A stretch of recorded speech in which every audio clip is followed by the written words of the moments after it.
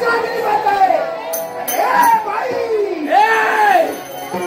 बाई म्हणायचं नाही.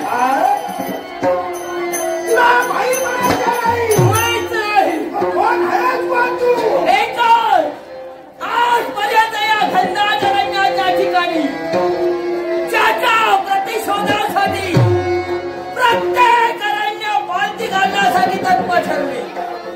जिचं नाव ऐकता क्षणी दिवसापासून शोभत नाही ते नाही तर मनुष्य प्राणी सुद्धा प्राणाच्या अभिलाषेनं मार्ग मिळेल तिकडे सैरावैरा पत आहे. काय अशी या अरण्यात तिचं वास्तव्य तिथी कल्पना तुझ्या नेत्रासमोर उभी आहे.